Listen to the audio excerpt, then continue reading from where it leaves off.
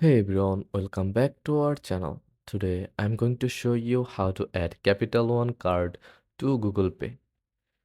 First of all, open the Google Pay app on your Android device. If you don't have it yet, download it from the Play Store and sign in with your Google account. In the app, tap Payment Methods or the Add Payment Method button. Then select Add a credit or debit card. Manually enter your Capital One card details or use your phone's camera to scan the card. Confirm the card number, expiration date, and CVV. Once added, Google Pay may ask you to verify the card. You will receive a code via text or email. Enter the code to confirm your Capital One card.